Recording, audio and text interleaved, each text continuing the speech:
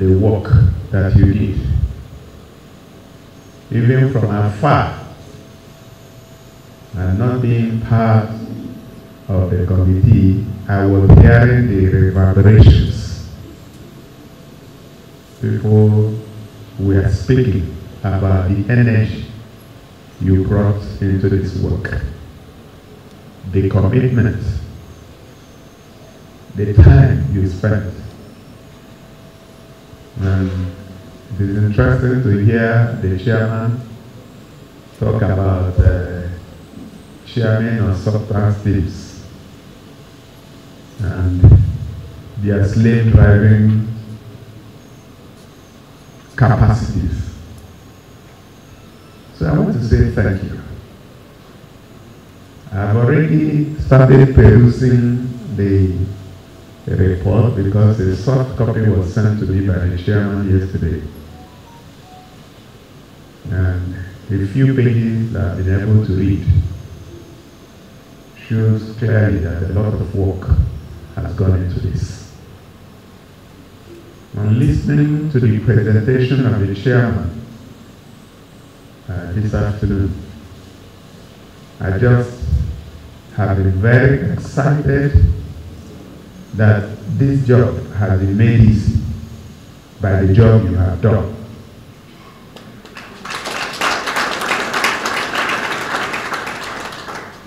Granted, some of the things that you are recommending are things that we have thought about, but a lot of them are also things that are new. And even the things that we have thought about, you have brought them in sharper relief and focus, so it becomes easier to implement. So I must say thank you to all of you. When we talk about disruption, when we talk about digital economy, when we talk about ABA, and I agree with you when you say maybe creating a ministry for ABA may not be the solution. We'll go and look at it again. The reality is that I want an agency that will report directly to me, that is in charge of ABA.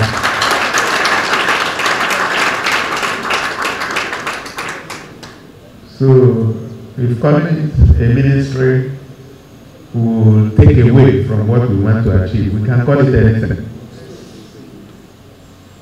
And if the ministry with all this bureaucracy will cause problems, I can be the commissioner in charge of that ministry.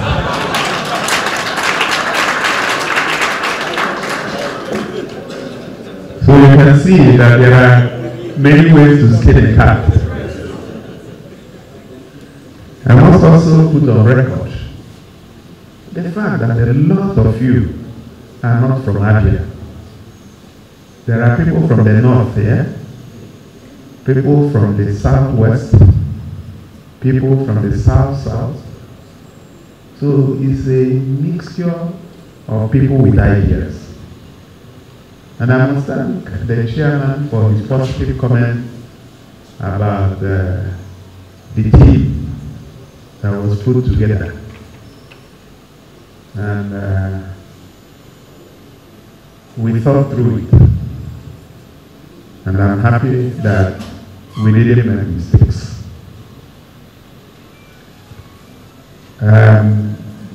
In the next few days, the inauguration will happen. And you are all cordially invited to the two programs. The first one is the swearing-in, and the second one is the reception. So we are invited to the two programs. I hope you have received your invitations. If you have not, you will receive soon after that. Okay, I'm just noticing that our member elect for Federal House of Representatives Umunochi Sikwato constituency is here, Honorable Amobio Olga. Please stand up for recognition.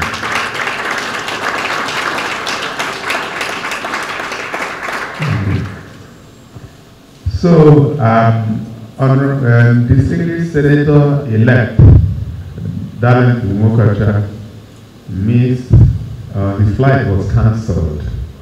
So I think from Abuja, so he may not be able to join us, but he sent me a message this morning when the flight was cancelled. So I want to thank you for the energy. I want to thank you for the time you put into this.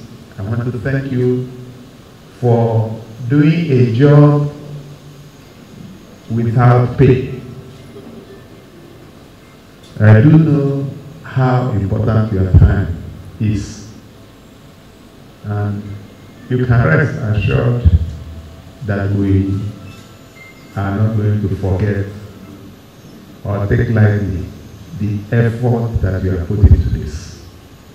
That the recommendations that we made will be implemented.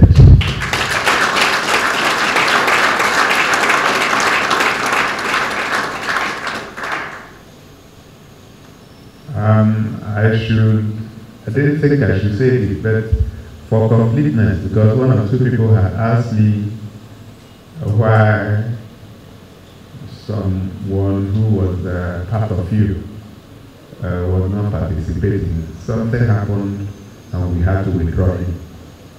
If you know the person I'm talking about, that's the answer. But if you don't know, don't worry about it. So, on a final note, I'd like to say that this committee,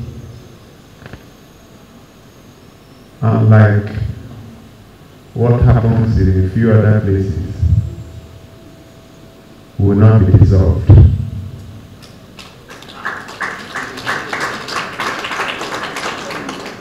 So this committee remains a standing committee.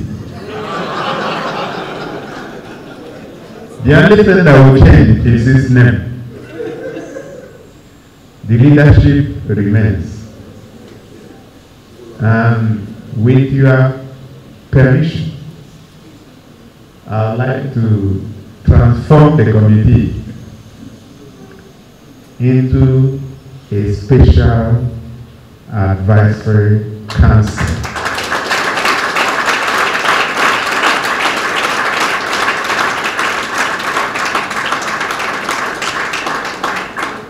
Thank you. So the chairman and the co-chair will sit with me in due course and we'll work out how you will meet from time to time physically, most times virtually. We'll reorganize it, but it will be a standing committee for as long as I'm governor of the state.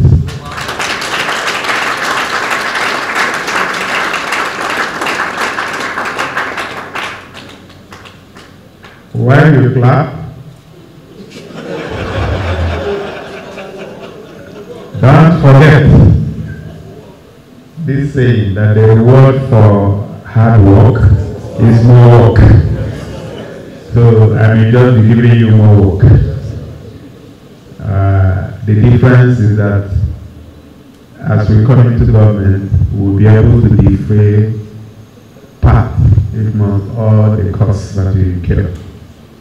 So once again, I'd like to say a big thank you to everyone that has worked. A big thank you to the committee, to the sub-task teams, to the chairs, to the co-chairs, and most importantly, to the chairman of this subcommittee, this transition council, Mr. Victor Onyemba. Thank you very much.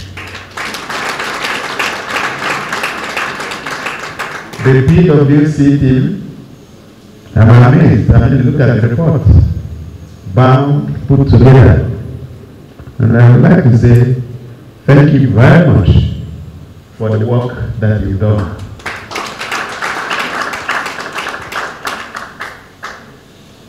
I cannot end this speech without drawing our attention to a little storm in a teacup that happened in the last 2 days. We have been hearing the rumor they are cooking something, they are paying money, and something was going to happen with it. Then Thursday, very late, I got information that there was a court judgment in Kano, far away Kano,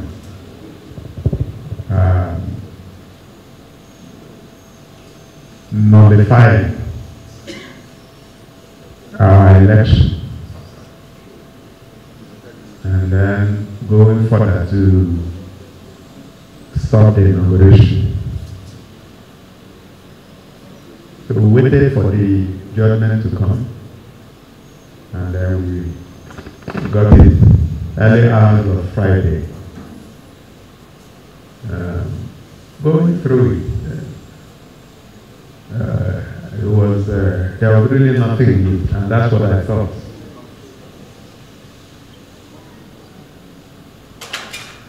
Particularly when you look at what you will now call the fine print, the small print, and that is the last clause, clause 9, that outsaid everything they said that had to do with us. But then the people who allegedly have been scammed of so much of our money went to town and started publishing falsehood. Again, you will expect that the traditional media will read between the lines before going to town with that news. But unfortunately, they didn't. And that is why there was so much uproar until the judge had to come out to make a statement that he said or gave no such orders. A few people are still worried. You never know, you need to file for leave to appeal, stay of execution, and all that. Yes, my lawyers are doing something, I must assure you. But I don't think it is something to worry about.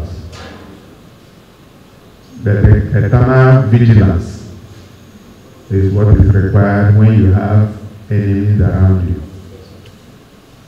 But I'd like to reassure you that the mandate that the Abia people gave us is sacrosanct.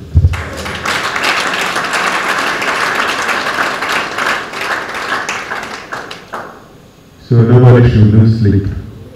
We'll be sworn in on the 29th of May. And we will complete our 4 years. And then we will seek the renewal of the mandate.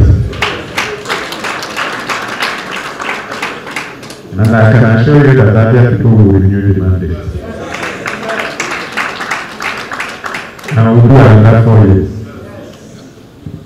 And Abia people will be happy. And all these are by the grace of God. So, I think that's it. We'll still be engaging. I believe that Chinedu Ekeke has lunch for us. And I believe that during lunch break, we should speak some more. I'm glad to be receiving this report today, and I'm going to study it, and I'm sure that a lot of recommendations that they have made will be useful to the government as we take over in the next few days. I think it was a huge joke, but like it has been reported in the media, which has not been refuted, some people put together some money and some people scam them because if you saw how that judgment was celebrated by the outgoing government and the PDP in Abia State. And in fact, they were actually the authors of the reports that came out in the social media. It just shows that people were expecting something, but they were given something else. They didn't even have the patience to read through the judgment to see that the last clause there housed everything they were saying. A little distraction, minor distraction, but we are back on course. And like I had indicated, we will not let any of these affect the job that we are doing, which is getting ready to take over government and giving people good governance in Abia State. A message to your supporters? Well, like I've always said, our slogan is "Weep no more, help is on the way." But right now, I think help is here. So you can see the energy in the room here. You can see the excitement outside here, and people are very expectant. We also do know that the expectations are very high, but we can assure them that we will not disappoint them. Thank you. Thank you.